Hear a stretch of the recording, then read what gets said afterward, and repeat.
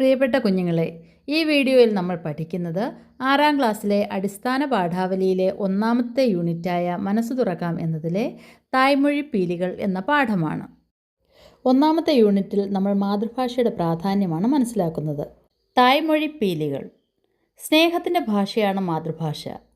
അത് നമ്മുടെ ഹൃദയത്തെ തൊടുന്നതോടൊപ്പം വിജ്ഞാനത്തെ ഉൾക്കൊള്ളാനും സഹായിക്കുന്നു. ശ്രീ വള്ളത്തോൾ നാരായണ മേനോൻ മാതൃഭാഷയുടെ പ്രാധാന്യത്തെപ്പറ്റി പല കവിതകളിലും പരാമർശിച്ചിട്ടുണ്ട്. എൻ്റെ ഭാഷയിൽ എന്താണ് മാതൃഭാഷയെക്കുറിച്ച് പറഞ്ഞിരിക്കുന്നതെന്ന് നോക്കാം. ഏതൊരു വേദവും ഏതൊരു ശാസ്ത്രവും ഏതൊരു കാവ്യവും ഏതൊരാൾക്കും ഹൃത്തിൽ പതിയേണമെങ്കിൽ സ്വഭാഷതൻ വക്ത്രത്തിൽ നിന്നു താൻ കേൾക്കവേണം. വേദങ്ങളോ ശാസ്ത്രങ്ങളോ കാവ്യങ്ങളോ ഏതുമാകട്ടെ, ഒരാളുടെ ഹൃദയത്തിൽ ആഴത്തിൽ പതിയണമെങ്കിൽ അത് സ്വന്തം ഭാഷയിൽ ലളിതമായ ശൈലിയിൽ അവതരിപ്പിക്കണം. മാതൃഭാഷയിലൂടെ വൈകാരികമായ വിജ്ഞാനം സ്വീകരിക്കുമ്പോൾ അത് പുതിയ ചിന്തകളിലേക്കും സർഗാത്മക സൃഷ്ടികളിലേക്കും വളരുന്നു. ഇങ്ങനെ മാതൃഭാഷയിലൂടെ ഹൃദയത്തിൽ പതിയേണ്ട അറിവുകളെക്കുറിച്ചാണ് വള്ളത്തോൾ സൂചിപ്പിക്കുന്നത്. ഇനി നമുക്ക് ഭാഷ പ്രയോഗിക്കുമ്പോൾ ശ്രദ്ധിക്കേണ്ട കാര്യങ്ങളെക്കുറിച്ച് കുഞ്ചൻ നമ്പ്യാർ എന്താണ് വിവരിക്കുന്നത് എന്ന് നോക്കാം. മാധുര്യ ഗുണങ്ങളും അക്ഷരവ്യക്തിയും വേണം. സാധുത്വം പദങ്ങൾക്കും സതതം സംഭവിക്കണം. ബോധിപ്പിപ്പതിനുള്ള കുശലത്വമതും വേണം. ബോധമുള്ളവർക്കുള്ളിൽ ബഹുമാനം വരുത്തേണം. പറയുന്ന വാക്കുകൾ മാധുര്യമുള്ളതായിരിക്കണം. അവയ്ക്ക് വ്യക്തത ഉണ്ടാകണം.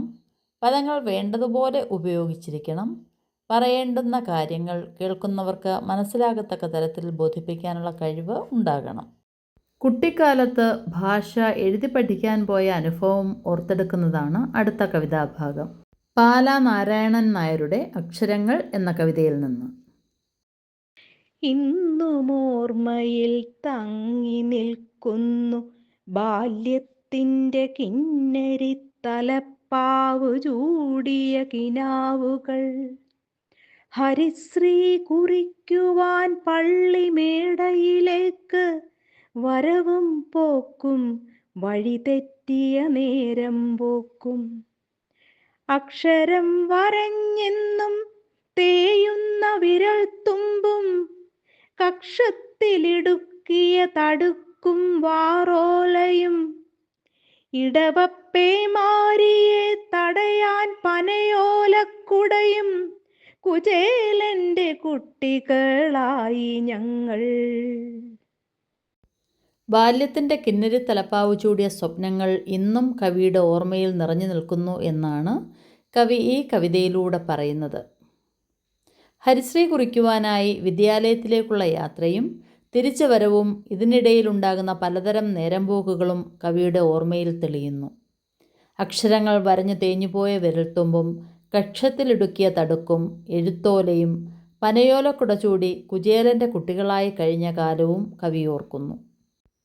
മലയാളത്തിൻ്റെ പഞ്ചവർണ്ണക്കിളിയെക്കുറിച്ചുള്ള കവിതാഭാഗം വായിക്കൂ. കവി ഒളപ്പമണ്ണ. കവിതേ പച്ചച്ചിറകുള്ള നീ മഴവില്ലിൻ കഴുത്തുമായിട്ടൊറ്റയ്ക്കിവിടെ പറന്നെത്തി. കാഞ്ഞിരക്കൊമ്പത്തത്രേ വന്നിരുന്നത് കിളി, കാരുണ്യാമൃതഗംഗ ചോരുന്ന കണ്ഠത്തോടെ. അക്കഴുത്തിലെ നാനാവർണ്ണവും നറുനീരിനുൾക്കുളിരൊലിയും ചേർന്നിന്നും ഈ മലയാളം. മധുരിക്കുന്നു പച്ചക്കിളി നിൻ കൊക്കാഴ്ത്തുന്ന മലരും കനിയുമുൾത്തേനും ഈ മലയാളം. പഞ്ചവർണ്ണക്കിളി എന്ന കവിതയിൽ ഒളപ്പമണ്ണ മലയാള കവിതയെ പഞ്ചവർണ്ണക്കിളിയായി സങ്കല്പിക്കുന്നു. മലയാള ഭാഷയുടെ പിതാവായ എഴുത്തച്ഛൻ കിളിയെക്കൊണ്ട് കവിത ചൊല്ലിക്കുന്ന രീതിയാണ് സ്വീകരിച്ചത്. മലയാള ഭാഷയുടെ വളർച്ചയിൽ എഴുത്തച്ഛൻ്റെ രചനകൾക്ക് മുഖ്യ പങ്കാണുള്ളത്. പച്ചച്ചിറകും മഴവില്ലിൻ്റെ കഴുത്തും കവിതയുടെ സൗന്ദര്യത്തെ സൂചിപ്പിക്കുന്നു. തുഞ്ചൻ പറമ്പിലെ കാഞ്ഞിരമരക്കൊമ്പിലാണ് പഞ്ചവർണ്ണക്കിളി വന്നിരിക്കുന്നത്. കിളിയുടെ പല വർണ്ണങ്ങൾ മലയാള കവിതയിലെ വൈവിധ്യത്തെ സൂചിപ്പിക്കുന്നു. വ്യത്യസ്തങ്ങളായ ഭാവം, താളം, ഈണം, ഭാവന, പ്രമേയം ഇവയെല്ലാം ചേർന്ന് മലയാള കവിത മധുരമുള്ളതായി മാറുന്നു. പഠന പ്രവർത്തനങ്ങൾ നോക്കാം. കിളിയും കിളിപ്പാട്ടും. കിളിയെക്കൊണ്ട് കവിത ചൊല്ലിക്കുന്ന രീതിയാണ് മലയാള ഭാഷയുടെ പിതാവായ തുഞ്ചത്തെഴുത്തച്ഛൻ സ്വീകരിച്ചത്. ശാരിക പൈതലേ ചാരുശീലേ വരികാരോമലേ കഥാശേഷവും ചൊല്ലുന്നീ. അധ്യാത്മരാമായണം കിളിപ്പാട്ട്.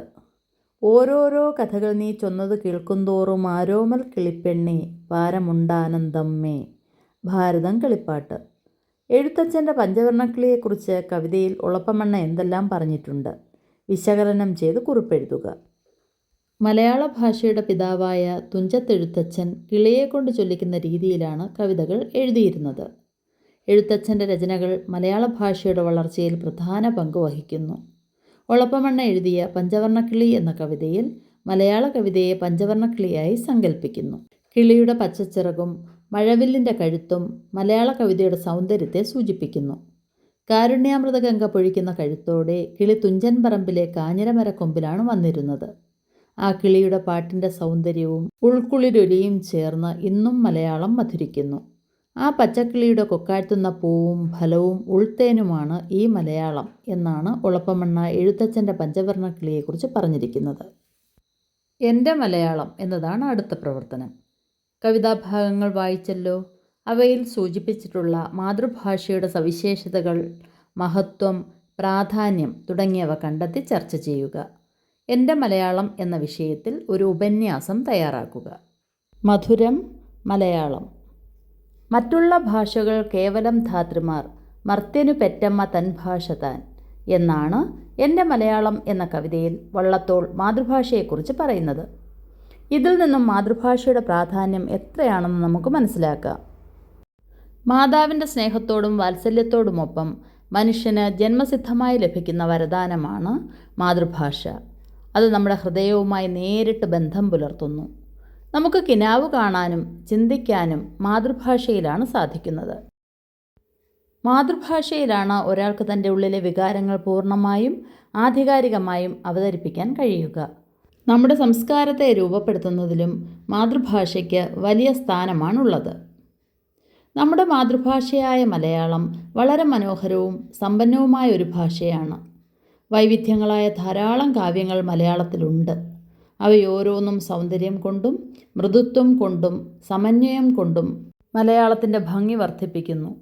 അവയുടെ ഈണവും താളവും ഭാവവും ഭാഷയ്ക്ക് മനോഹാരിത നൽകുന്നു. മലയാളത്തിലെ മനോഹരങ്ങളായ വാക്കുകൾ, ലളിതമായ വ്യാകരണ രീതികൾ, ആശയവിനിമയത്തിൻ്റെ അനന്തമായ സാധ്യതകൾ എന്നിവ ഭാഷയ്ക്ക് മാധുര്യവും ചാതുര്യവും നൽകുന്നു. മലയാളത്തിന് മികച്ച ഒരു പാരമ്പര്യവും സംസ്കാരവും ചരിത്രവുമുണ്ട്. ഓരോ ഭാഷയും അതിൻ്റെ ജനതയുടെ ജീവിത രീതികൾ, വിശ്വാസങ്ങൾ, പ്രബോധനങ്ങൾ എന്നിവയുടെ ആകത്തുകയാണ്. നമ്മുടെ ഭാഷ പഴമയുടെയും സാഹിത്യ വിഭവങ്ങളുടെയും സമൃദ്ധമായ നിധിയാണ്. നമ്മുടെ ആവിഷ്കരണോപാധിയാണ് മാതൃഭാഷ. അതിലൂടെ നാം അറിവിൻ്റെ ലോകത്തേക്ക് കടന്നു പോകുന്നു. മതം, ആചാരങ്ങൾ, വൈജ്ഞാനിക ചിന്തകൾ, ജീവിത മൂല്യങ്ങൾ എന്നിവയെല്ലാം മാതൃഭാഷയിലൂടെയാണ് പകർത്തപ്പെടുന്നത്. നമ്മുടെ മാതൃഭാഷയെ സംരക്ഷിക്കേണ്ടത് നമ്മുടെ ഓരോരുത്തരുടെയും കർത്തവ്യമാണ്. മാതൃഭാഷയ്ക്ക് സംരക്ഷണവും പ്രോത്സാഹനവും ലഭിച്ചില്ലെങ്കിൽ അതിനു പിന്നിൽ നിലകൊള്ളുന്ന ദേശത്തിൻ്റെ ഭാവിയാണ് മങ്ങിപ്പോകുന്നത്. മനുഷ്യന് ധാരാളം ഭാഷകൾ പഠിക്കാനും പ്രയോഗിക്കാനും കഴിയും. എന്നിരുന്നാലും മാതൃഭാഷ നമ്മുടെ ആത്മാവിൻ്റെ നാദമാണ്. അതിൻ്റെ സൗന്ദര്യവും മഹത്വവും മനസ്സിലാക്കി അതിനെ സംരക്ഷിക്കാനും പ്രോത്സാഹിപ്പിക്കുവാനും നമുക്ക് കഴിയണം.